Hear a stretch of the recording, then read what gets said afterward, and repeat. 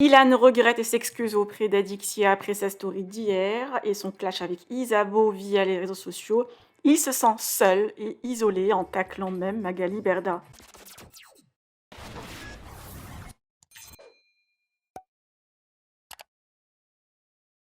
Incroyable retournement de situation hier dans la polémique de Ilan et sa rupture avec Isabeau. Le candidat avait fait 700 km de route pour déposer quelques cadeaux le jour de Noël à Isabeau afin de la réconforter, mais la jeune femme a proposé à des fans de venir les récupérer au magasin de sa maman, précisant même qu'elle ne veut plus être associée à Ilan ou de recevoir quoi que ce soit de sa part. De ce fait, Ilan était hors de lui et a balancé sur sa story une vidéo du couple à Abu Dhabi alors qu'à ce moment-là, il était en couple avec Adixia et essayait de faire croire et accuser cette dernière de femme infidèle. Adixia a réagi hier, comme Luna et Isabeau, en le traitant de pervers narcissique.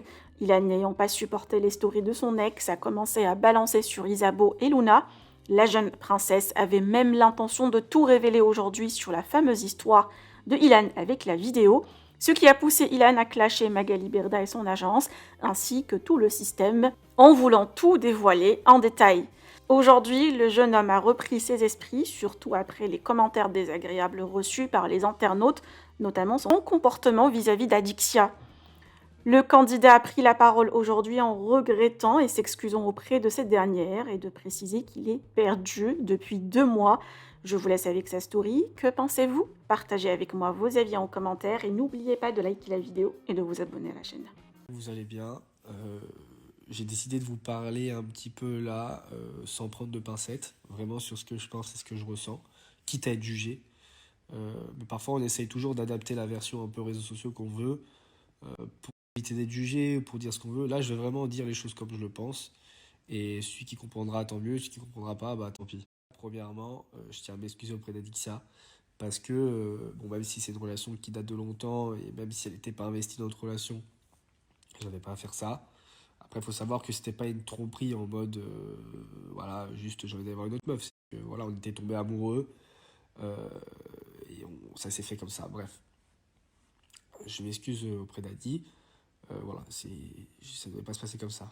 Hier, j'ai un peu abusé, mais dans le sens où, en fait, c'est juste qu'aujourd'hui, je fais des actions de mec désespéré. Je vous dis la vérité. J'étais amoureux, je le suis toujours d'Isabeau. Et en fait, c'est juste que tu perds quelqu'un que tu aimes, tu fais des actions de con, d'un mec désespéré qui se rend compte qu'il a perdu une femme qu'il aime, tout simplement. Euh, ouais, enfin, vous comprenez ou pas, c'est la vérité. C'est comme ça. Je pense que Isabeau, c'est mon karma, mais pas dans le mauvais sens, hein, dans le sens où, en gros, bah, c'est la, la grosse claque que je prends qui va, j'espère, me faire comprendre et me faire évoluer dans mes prochaines relations. Je pense que vraiment j'ai trompé quasiment, je dis bien quasiment toutes les copines que j'ai eues parce que je pense que j'aime trop les femmes. Et ça m'a joué des tours et ça me joue du coup des tours maintenant dans ma vie parce que je pense que je paye un peu tous les pots cassés de toutes mes années de charron. Et en plus, ça m'en vantait comme un débile. Euh, et comme là, je suis un peu en PLS, un peu en désespoir, parce que bah, quand t'aimes quelqu'un, même si t'es en tort, même si t'es en tort sur toute la ligne, les sentiments ils sont là. C'est-à-dire que tu, tu peux faire des conneries et aimer quelqu'un, ça, je vous le dis. C'est aujourd'hui. Après, tu peux t'en prendre qu'à toi, mais c'est comme ça. Plus moi, quand je suis fou amoureux de quelqu'un, c'est le terme fou, c'est qu'après, je n'arrive pas à ne plus y croire. C'est-à-dire, moi, je n'arrive pas à ne plus y croire. Même si c'est fini, il faut l'accepter. Donc, il faut juste que je fasse un travail sur moi-même pour accepter le fait que c'est fini. C'est tout. Et après, c'est vrai que c'est pas facile parce que nous, on a les réseaux sociaux. Vous, quand vous vous séparez dans votre vie, après, chacun fait sa vie. Vous voyez pas votre ex. Nous, on voit tout ce qui se passe. Et quand on veut pas regarder, on nous envoie. Donc, c'est compliqué d'arriver à passer à autre chose quand tout est public. En plus, chacun fait des choses pour critiquer l'autre parce que, voilà, c'est débile, mais ouais, c'est comme ça. Il faut comprendre. Je pense qu'aujourd'hui, je suis arrivé à un stade de désespoir. Ce que là où il faut me comprendre, c'est que je vous promets, il y a 2 mois, ma vie était totalement différente.